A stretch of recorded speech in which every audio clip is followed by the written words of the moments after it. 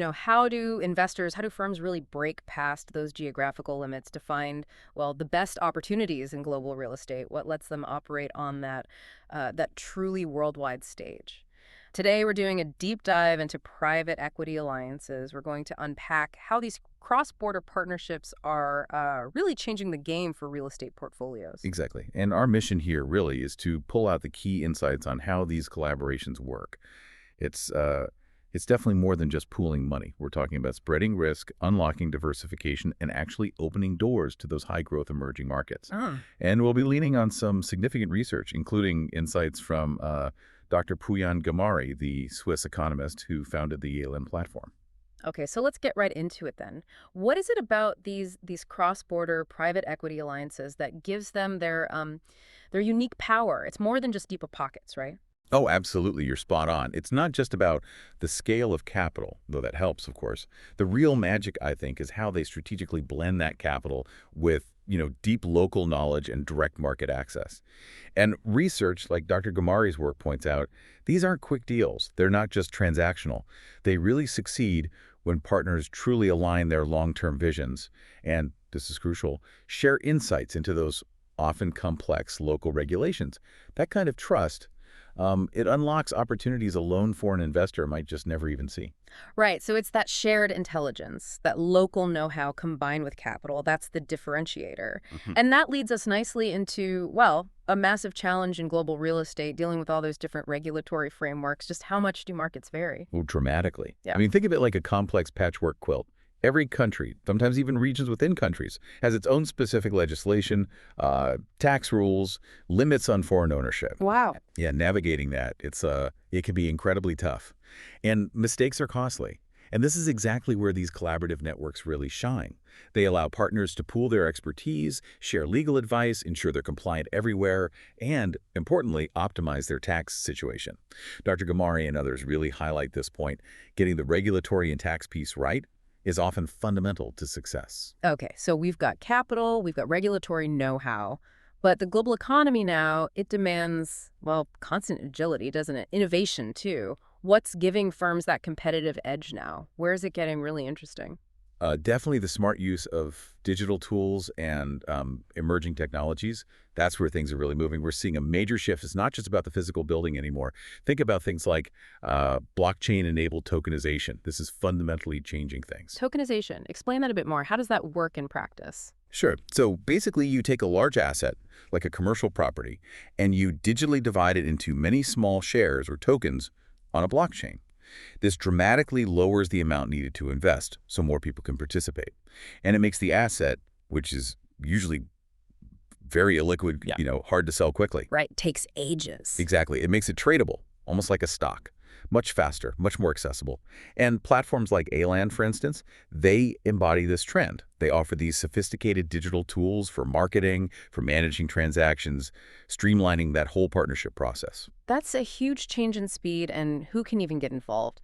Now, talking about competitive edges, there's another angle that maybe isn't the first thing people think of with real estate. Social responsibility. How does incorporating things like, say, sustainable development or community projects, how does that actually affect a firm's position in the market? It's becoming incredibly important, more than just optics. Research, and you see this discussed on places like the ALN Platform's blog, shows that firms genuinely integrating social responsibility, they significantly boost their brand image. Okay, but does that translate into, like, real business benefits? Absolutely. It's not just feel-good stuff. It attracts serious, impact-focused investors. It attracts premium tenants who care about these things. And it attracts better strategic partners, too. When you align your economic goals with broader societal values, you build much stronger brand loyalty. Investor confidence goes up. It's a powerful mix of profit and purpose. Okay, so bringing this down to earth. Yeah. What does this look like in practice? Say, in regions like Southeast Asia or parts of Africa, we see rapid growth there, new infrastructure, rising middle class. Yeah, those are perfect examples. These are places where these private equity alliances can unlock value that, honestly, would be almost impossible for a single company to get at alone. By coordinating their investments, sharing the risks, they can combine that crucial local knowledge with international capital flows. And create bigger projects. Bigger and arguably better projects. scalable, high-impact developments that meet not just the financial targets, but also those critical ESG criteria, environmental, social governance. It's really about building things that are profitable, yes, but also sustainable and actually benefit the community. That makes a lot of sense. So if you're running a corporation and you're thinking about exploring these kinds of alliances, what are the practical steps? What do you actually need to do? Good question. There are definitely key steps. First off, rigorous due diligence. Yeah. You have to vet potential partners very carefully, Mhm. look for complementary skills, sure, but also transparent governance. That's vital. Okay, due diligence first. What else? Second, embrace technology. Use those digital platforms we talked about, things like A-Land. They really help with deal flow, managing investor relations, keeping track of compliance efficiently. Right, leverage tech. Got it. Third, align your ESG goals from the start. Integrate those cause-related initiatives. It helps build a sustainable brand, and like we said, attracts that impact capital. Makes sense. Fourth, get your legal and financial experts involved early, especially those with cross-border experience. They can help you anticipate the regulatory hurdles, the tax implications, get ahead of problems. So expert advice early on. Absolutely. And finally, monitor everything. Set clear KPIs, key performance indicators, track your ROI, obviously, but also things like asset appreciation over time, tenant retention rates, even shifts in consumer perception. Measure your impact. That's a very practical checklist. Now, you mentioned technology, and one area that seems to be really shaking things up in finance for these global deals is crypto, digital assets. Mhm. How are things like, say, gold reshaping how investments work? Ah, yes, this is a fascinating development, and Dr. Ghamari touches on this too.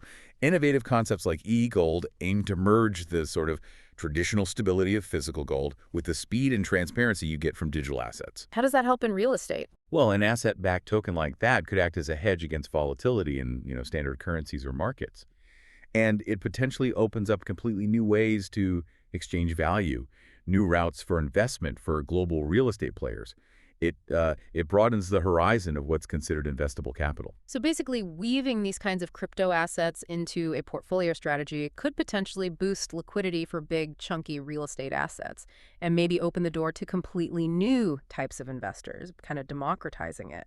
That's certainly the potential, yes. Increased liquidity, broader access. Ultimately, I think the big takeaway from our discussion today is that these private equity alliances, they're really about much more than just money. They're about strategic partnerships. They're about embracing technology and innovation, and increasingly about making a conscious, positive societal impact in this very dynamic global real estate world. So thinking about all the digital assets coming in, the growing importance of social responsibility, these sophisticated strategic alliances, here's a final thought for you listening. How might all these integrated approaches fundamentally reshape our whole idea of urban development and even community well-being in the decades ahead?